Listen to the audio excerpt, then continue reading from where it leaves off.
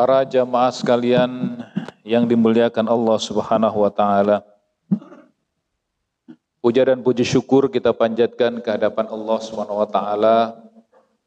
Siang hari ini kita diberikan kesempatan untuk bersama-sama hadir di dalam rangka melaksanakan sholat zuhur berjamaah di masjid yang mulia ini, serta dilanjutkan dengan sedikit kajian tentang Islam yang pada siang hari ini kita akan sedikit membicarakan tentang hikmah dari ketentuan Allah Subhanahu wa taala kepada kita terkait dengan makan dan minum. Apa sebetulnya hikmah di balik itu semua? Salawat dan salam pun tak lupa kita mohonkan semoga tetap terlimpah pada junjungan kita Nabi besar Muhammad sallallahu alaihi wasallam yang selalu kita harapkan syafaatnya pada hari di mana tidak ada pertolongan selain dari syafaat beliau. Para jamaah sekalian yang dimuliakan Allah Subhanahu wa taala. Sebagai manusia kita diciptakan dengan penuh perencanaan oleh Allah Subhanahu wa taala yang salah satunya adalah kita diberikan tempat atau kedudukan yang paling tinggi. Sebagaimana firman Allah, "Walaqad karramna bani Adam wa hamalnahum fil barri wal bahr, wa razaqnahum minat thayyibat, wa faddalnahum ala katsirin mimman khalaqna tafdila." Bahwa sungguh aku telah muliakan anak Adam, kita sekalian telah dimuliakan oleh Allah Subhanahu wa taala dengan berbagai macam rezeki yang telah Allah limpahkan kepada kita, dengan berbagai macam anugerah yang Allah berikan kepada kita. Wa hamalnahum fil barri wal bahr wa razaqnahum minat thayyibat. Kemudian juga ada kelebihan-kelebihan yang memang Allah berikan kepada kita sekalian dibandingkan dengan makhluk-makhluk Allah yang lainnya. Wa faddalnahum ala katsirin mimman khalaqna tafdila. Terkait dengan kemuliaan kita yang begitu tinggi itulah kemudian Allah juga memberikan rahmatnya berupa syariat, berupa tuntunan agar keberadaan kita di tempat yang paling tinggi derajatnya itu senantiasa tetap berada pada posisi itu. Karena ada orang-orang yang ketika sudah diberikan kedudukan yang tinggi itu, karena dia tidak bisa memanagenya dengan baik. Di ayat yang lain Allah menggambarkan disamakan dengan binatang. Walaqad dzara'na li jahannama katsiran minal jinni wal ins. Sungguh akan menjadi bahan bakar neraka jahanam manusia dan jin. Lahum qulubun la yafqahuna biha, yang diberikan hati tetapi tidak mampu memanagenya dengan baik. Hati, perasaan, sikap itu tidak bisa dia kelola dengan baik. Walahum a'yunun la yubsiruna biha, diberikan mata juga tidak bisa dikelola dengan baik. Dia tidak bisa lagi menggunakan mata itu untuk apa, dan bahkan yang dilihatnya itu mengajak kepada kebaikan atau keburukan dia sama sekali tidak pernah peduli. Walahum adanun la yasma'una biha, dan juga diberikan telinga tapi tidak bisa mendengarkan mana jeritan-jeritan yang memerlukan dukungan ataupun yang seharusnya kita tinggalkan. Ulaika kal an'am bal hum adall, kata Allah. Orang-orang yang seperti itu di dunia ini kedudukannya sama dengan binatang, bahkan lebih hina daripada binatang.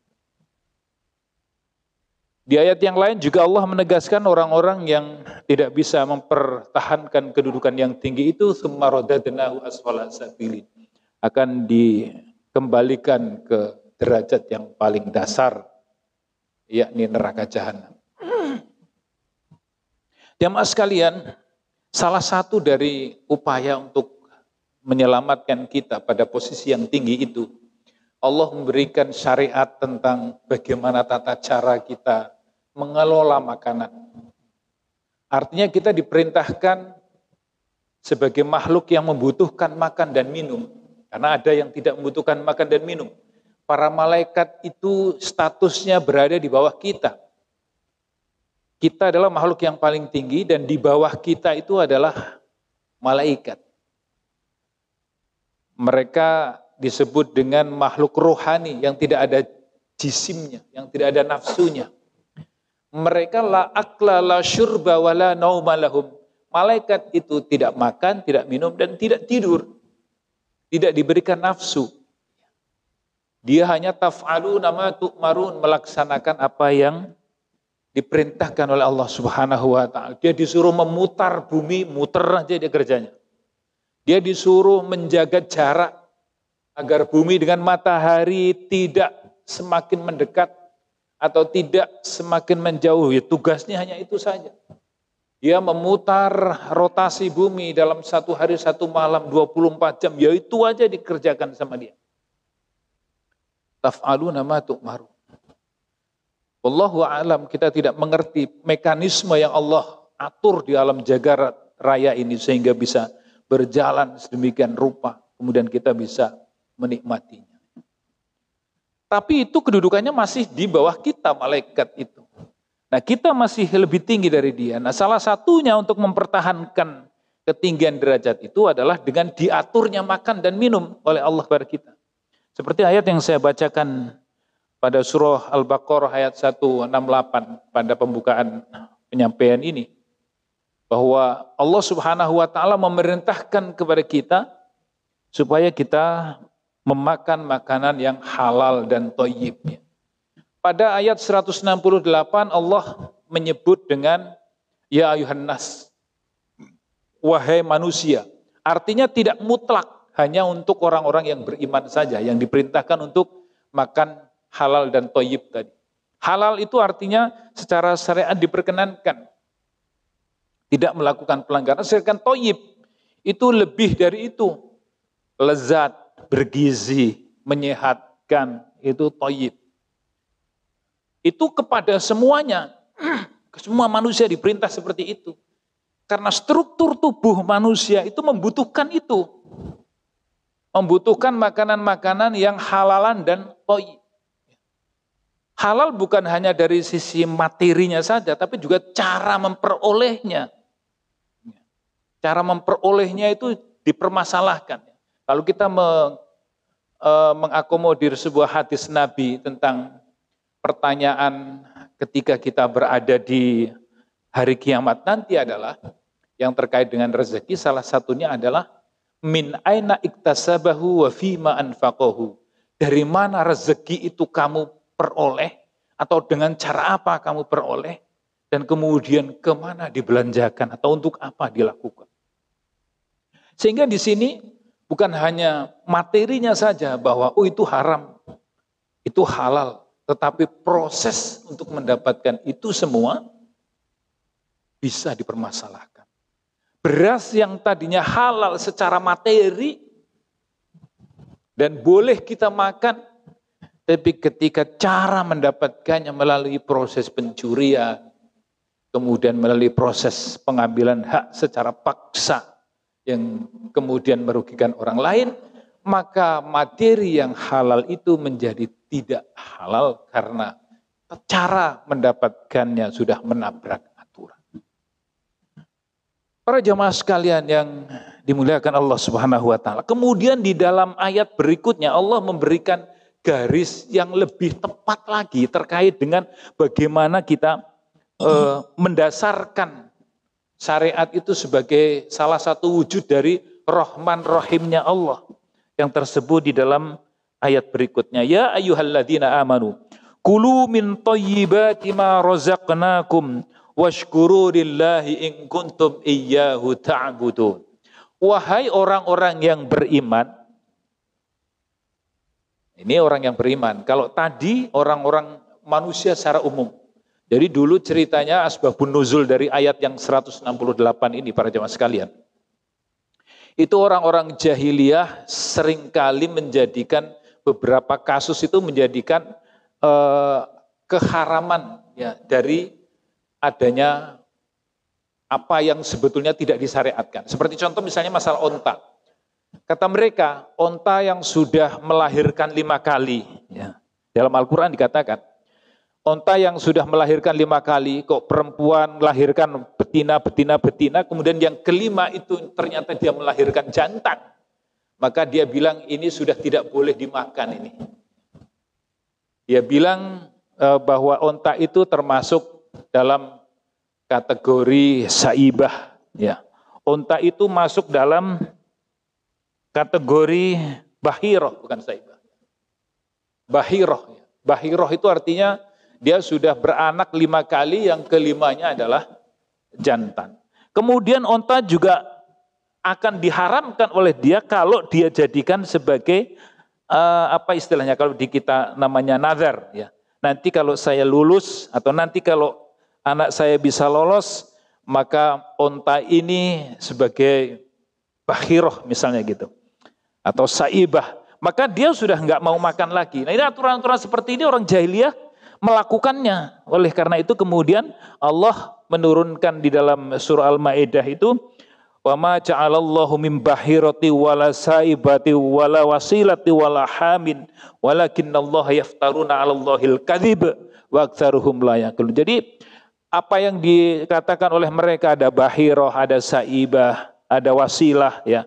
Wasilah itu kambing, kaitan dengan kambing yang kebetulan punya anak 2 kembar, ini yang perempuan nggak boleh dimakan. Ya, itu menurut mereka. Kemudian ham itu diartikan sebagai seekor kambing yang sudah pernah membuntingi 10 betina, maka dia tidak boleh lagi dimakan. Nah ini yang kayak gini-gini tidak ada aturannya, makanya kemudian Allah menggunakan istilah ya ayuhan nas. Kemudian Allah menggunakan istilah ya ayyuhalladzina amanu. Ya. Kulu min thayyibati ma razaqnakum. Silakan kamu sekalian makan dari yang paling bersih. Kulu min thayyibat. Jadi dari yang paling bersih, ada yang bersih, yang paling bersih yang mana? Dari rezeki itu. Oleh karena itu Allah kemudian memberikan gambaran bahwa yang tidak boleh dimakan itu dijelaskan secara terang. Di dalam ayat berikutnya digambarkan ada yang tidak boleh dimakan oleh kita itu adalah Allah menjelaskan tentang harrama alaikumul maitah. Ya. Innama harrama alaikumul maitah. Yang pertama yang tidak boleh kau makan adalah binatang yang mati tanpa ada proses penyembelihan. Kalau bahasa kitanya adalah bangkai. Ya. Bangkai itu tidak boleh dimakan oleh kita. Kecuali bangkai dari 2 binatang. Ya. Apa itu? Belalang dan ikan itu dibolehkan. Kalau dalam fikih, belalang sama ikan itu walaupun dia bangkai bentuknya, tapi tetap halal hukumnya. Kemudian yang berikutnya, nah ini bangkai ini seperti apa sebenarnya? Ya, kalaupun misalnya itu sangat harganya sangat tinggi, tetap tidak boleh. Kita punya sapi, seekor sapi sudah proses tawar menawar atau sudah mau kita sembelih. Tahu-tahu malam hari dia terikat oleh tali yang mengikatnya, kemudian mungkin lehernya kemudian terikat, akhirnya dia tidak bisa bernapas dan mati pagi hari. Sapi itu harganya 7 juta. Tanpa disembelih dia mati. Dan begitu bangun kita di pagi hari melihat, ya, wah ini sayang banget ini. Dagingnya masih apa? Nah, kita tidak boleh kemudian memakannya karena dia cara matinya sudah jadi bangkai. Tapi sayang Pak, itu rezeki banyak. Lah, tidak ada kaitan dengan sayang. Ini tata caranya. Jangan kemudian kalau ayam yang meninggal seperti itu, mati kayak gitu, kita mengharamkan. Tapi kalau sapi kita menghalalkan. Tidak. Semua yang baitah itu. Kemudian darah. Darah juga seperti itu. Darah diharamkan. Apalagi kalau mungkin di lingkungan laboratorium, mungkin tahu persis kandungan-kandungan yang ada di darah itu. Dulu banyak orang-orang yang mengelola darah ini. Jadi ketika menyembelih hewan, apalagi sapi misalnya, kemudian darahnya dimasukkan menjadi satu di dalam ember untuk kemudian diolah. Yang kalau dalam bahasa Jawa namanya dedeh apa didih gitu. Nah itu tidak diperkenankan yang seperti ini. Haram hukumnya, tidak bisa diolah darah itu. Walaupun mungkin dibikin makanan yang sangat lezat karena materinya sudah tidak diperkenankan. Kemudian walahmal khinzir. Lahmal khinzir itu daging babi. Disebutkan lahmal khinzir dengan daging babi, tetapi maknanya adalah semuanya. Jadi bukan hanya dagingnya, tapi juga tulangnya, kemudian kulitnya, jeroannya. Ini semua. Karena istilah laham dalam istilah Arab itu juga bisa bermakna semua yang ada di dalam binatang itu. Sehingga kalau daging babi maka seluruhnya itu tidak termasuk yang tidak, jadi semuanya. Nah, kita tidak berbicara kenapa seperti itu karena kalau kenapa sudah masuk kepada hikmah. Ya. Terus kemudian, itu karena kandungannya ada, kata orang itu ada cacing pitahnya. Bukan. Syariat itu lebih mengarah kepada ketaatan kita kepada Allah Subhanahu wa taala. Nas. Jadi ketika Allah memerintahkan sesuatu atau tidak memerintahkan sesuatu dalam artian melarang, ya udah titik sampai situ, itu perintah atau larangan. Kalaupun misalnya ada hikmah di balik itu hikmah. Lain lagi. Bukan hikmah itu kemudian menjadikan elat dilarangnya atau dibolehkannya sesuatu, tidak. Lebih ke masalah ketaatan, itulah ibadah. Kita diperintahkan wudhu, kenapa harus muka yang kita cuci? Kenapa sih muka ya Allah? Kenapa tidak kaki tok aja atau tangan sama kaki aja? Ya itu sudah perintah, kita lakukan saja. Kalau kemudian kita bisa menemukan secara medis misalnya ternyata hikmahnya adalah kalau membasuh muka itu begini, membasuh telinga itu seperti ini, membasuh kepala itu dampaknya seperti itu, hikmah yang bisa kita ambil dari syariah itu. Tapi tidak ada sesuatu yang disyariatkan oleh Allah itu sia-sia, tidak ada. Semua pasti memiliki kandungan yang luar biasa. Memiliki hikmah yang luar biasa. Sholat kenapa harus ruku, harus sujud seperti itu? Tidak. Kita tidak perlu berbicara soal itu. Kalau kemudian kita bisa menemukan hikmahnya, nah itu menjadi penguat dari apa yang sudah ada. Nabi Musa alaihi salam ketika berada di suatu tempat, beliau dengan pasukannya Bani Israel sudah dikejar oleh Fir'aun di pinggir Laut Merah. Dia hanya pasrah kepada Allah. Dia hanya berdoa kepada Allah. Dia tidak tahu persis, tapi dia membawa tongkat. Dia tidak punya pemikiran tongkat ini mau untuk apa, enggak. Enggak ada pemikiran itu. Ketaatan kepada Allah, ketundukan kepada Allah dan kepasrahan itu kunci dari semua jalan keluar. Pada saat itu Musa hanya berdoa yang kemudian itu dianjurkan oleh Rasulullah SAW kepada para sahabatnya ketika kita mendapatkan kesulitan. Allahumma lakal hamdu wa ilaikal mustaka wa antal musta'an la hawla wa la quwata illa billah. Ya Allah, hanya bagimu segala puji, segala puja dan puji. Wa ilaikal mustakanya, kepadamu saya pasrah ya Allah. Saya mengadu hanya kepadamu ya Allah. Pasukan sudah di bawah, Fir'aun sudah ngejar. Kemudian wa antal musta'an, engkaulah yang maha memberikan pertolongan kepadaku. La haula wa la quwata illa billah. Tidak ada daya dan tidak ada upaya yang bisa kami lakukan terkecuali hanya pertolongan yang engkau berikan kepada kami. Turun perintah, suruh idrib bi'asaka. Suruh dipukulkan tongkat itu ke laut. Kemudian akhirnya laut itu terbelah. Yang prosesnya mungkin kalau akal kita nggak akan sampai, tapi Allah Maha Kuasa. Gelombang saja bisa, tsunami saja bisa. Kenapa cuman di Laut Merah saja tidak bisa? Akhirnya kemudian dalam riwayat membelah dan kemudian Musa beserta pasukannya Bani Israel bisa melakukan penyeberangan. Setelah mereka selamat semua, Fir'aun baru datang dan mengikuti aturan itu. Kemudian akhirnya dipukulkan kembali dan kembali seperti semula, dan pada akhirnya kemudian Fir'aun dan pasukannya tidak bisa lagi ngejar Nabi Musa. Bukan itu titik masalahnya, tetapi ketaatannya Nabi Musa dan pasukannya kepada Allah Subhanahu wa taala. Sama dengan ibadah-ibadah tadi, Allah memerintahkan larangan-larangan kepada kita, pasti ada hikmahnya. Kita mentaati itu adalah salah satu dari wujud bagaimana kita mengikuti belas kasihan Allah, rahman rahimnya Allah yang diberikan kita. Rahmatnya Allah yang dilimpahkan kepada kita untuk kita ikuti. Allah melarang kita untuk meminum khamr atau minuman keras. Bukan karena kita tidak sayang, justru karena sayang. Karena rahman rahimnya Allah itu memerintahkan kita jangan minum itu. Jangan minum minuman keras. Jangan makan makanan yang sudah dilarang seperti tadi. Wa ma uhilla bihi li ghairillah, dan juga jangan makan sesuatu yang tidak menggunakan asma Allah. Ini juga persoalan di zaman sekarang ini. Persoalannya kemudian berkembang. Apakah semua proses penyembelihan yang ada sekarang ini, baik ayam, mungkin sapi, itu semua dengan menyebut asma Allah? Para ulama sepakat ada unsur keyakinan. Apalagi sekarang untuk proses penyembelihan ataupun rumah-rumah potong itu semua harus punya label halal.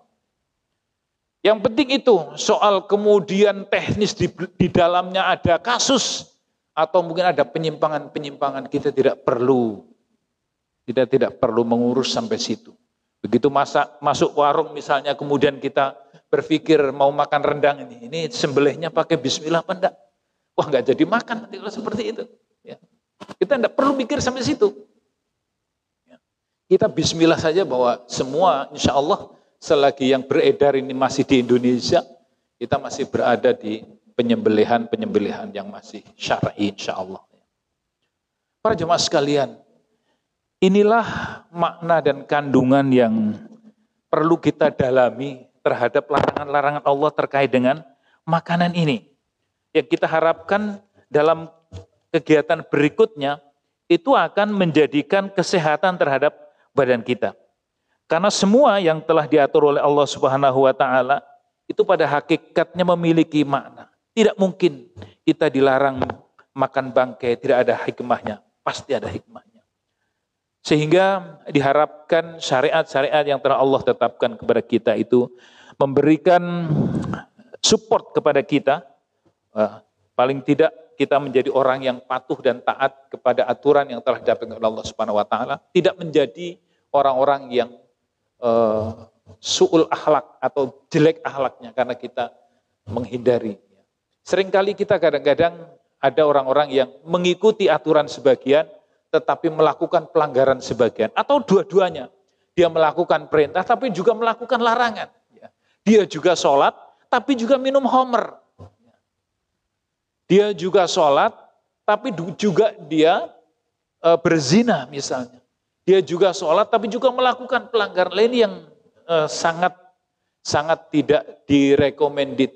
Walaupun Allah Subhanahu wa taala Maha menerima taubat, tapi kita harus berupaya untuk menjadi orang yang taat. Memang mungkin belum bisa 100% apalagi mengikuti Rasulullah Shallallahu alaihi wasallam. Tapi paling tidak ada upaya-upaya yang terus kita lakukan. Semoga Allah menguatkan kita semua untuk bisa mentaati seluruh aturan dan menjauhi segala larangan. Demikian yang dapat kita sampaikan, mudah-mudahan ada manfaatnya. Terima kasih atas segala perhatian dan mohon maaf atas segala kekurangan. Mari kita akhiri dengan bersama-sama berdoa. Ala hadhihi niyah al-Fatihah. A'udzubillah minasyaitonir rajim. Ya kana abdu ya kana san. Allahumma salli ala sayyidina Muhammad wa ala alihi wa ashabihi ajmain. Alhamdulillahi rabbil alamin. Allahumma ighfir lana dhunubana wa liwalidina warhamhuma kama rabbayana saghira. Allahumma yassir lana jami'a umurina umural dunya wal akhirah. Allahumma arhamna bil iman. Allahumma arhamna bil Qur'an. Allahumma arhamna bi imthali awamirika ya Rahman ya Rahim. Rabbana taqabbal minna innaka antas sami'ul alim wa tub alaina innaka antat tawwabur rahim. Allahumma barik lana fi umrina wa barik lana fi rizqina wa barik lana fi auladina wa barik lana fi ilmina wa barik lana fi ajsadina wa barik lana fi jami' ma a'taitana innaka ala kulli syai'in qadir. Rabbana atina fid dunya hasanah fil akhirati hasanah wa qina adzabannar. Walhamdulillahirabbil alamin. Terima kasih atas segala perhatian, mohon maaf atas segala kekurangan. Assalamualaikum warahmatullahi wabarakatuh.